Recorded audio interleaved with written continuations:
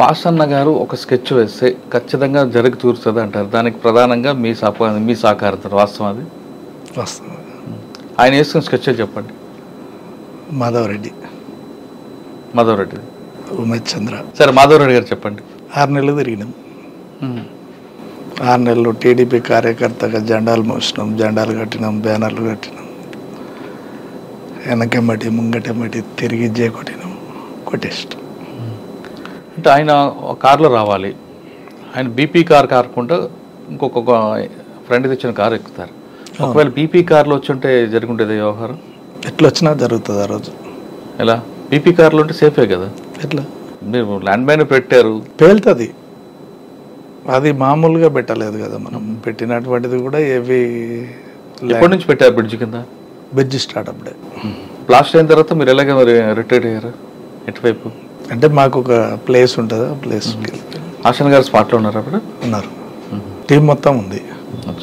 ఒక టీం ఏమో బైక్ మీద వెళ్ళిపోతుంటుంది, 2 టీములు బైక్ మీద పోతాయి, 2 టీములు కొడతాయి. అవతల ఒక టీం ఇవతల ఒక టీం ఉంటుంది. 2 ల్యాండ్ మైన్స్, 4 ల్యాండ్ మైన్స్ ఉంటాయి. మొత్తం 8 మైన్స్ ఉన్నాయి ఆడ. 8 ఇట్లలో 4 5 వెళ్ళినాయి. తక్కిటిపల్లి వాసుదేవరావు అలియాస్ ఆశన్న అలియాస్ శేషన్న యాక్షన్లో ఎంత పర్ఫెక్టో వ్యక్తిగతంగా అంత సాఫ్ట్ అంటారు. వాస్తవం. మాట్లాడరా? తక్కువ మాట్లాడతాడు. మిలిటరీ ఒక విధంగా చెప్పాలంటే తను చేసేటువంటి దాడులు అట్లనే ఉంటాయి, తను తీసుకునేటువంటి నిర్ణయాలు అట్లే ఉంటాయి.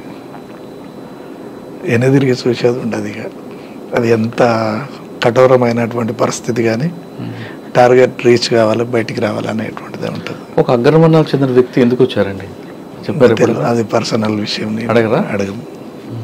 సరే, ఆయన అజ్ఞానంలోకి వెళ్ళిపోయారు, మీరు ఎందుకు సరెండర్ అవ్వాల్సి వచ్చింది? ప్లాన్ ప్రకారమే బయటకు వచ్చిన నేను. ఎలా? నయం కోసం వచ్చిన. అంటే నయీం అప్పుడు మీకు వేధిస్తున్నాడా? యాక్షన్ కోసం వచ్చిన. ఓకే. అప్పుడు నయీం పార్టీకి వ్యతిరేక అరెస్టే. అంటే ఇది కొంచెం సరే, మీకు ఇబ్బంది అయితే వద్దు. అరెస్టు అయింది వాస్తవమే. ఎత్తుకున్నటువంటి పోలీసు వాళ్ళకి నేను ఎవరో తెలియదు. ఫస్ట్ నా బ్యాక్గ్రౌండ్ తెలియదు. ఆమె తెలుసు, ఆమెను ఇంట్రాగేషన్ చేసిరు. ఆమె కూడా అంత కాదని చెప్పేసి నిర్లక్ష్యం వహించారు. 3-4 డేస్ తర్వాత తను రాజన్న, సుధాకర్, పలానా అనే వరకల్లా అప్పుడు స్టార్ట్ చేశారు.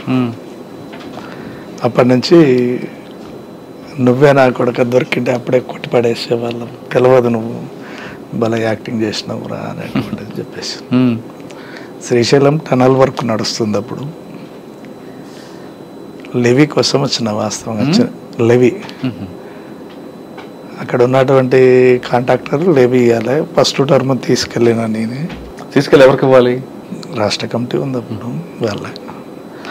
నేను బయటకు వచ్చినప్పుడు కూడా రాష్ట్ర కమిటీ ఉన్నది, చాలామంది ఉన్నారు, 150 మంది 200 మంది క్యాంప్ నడుస్తుంది. ఆ టైంలో బయటకు వచ్చిన,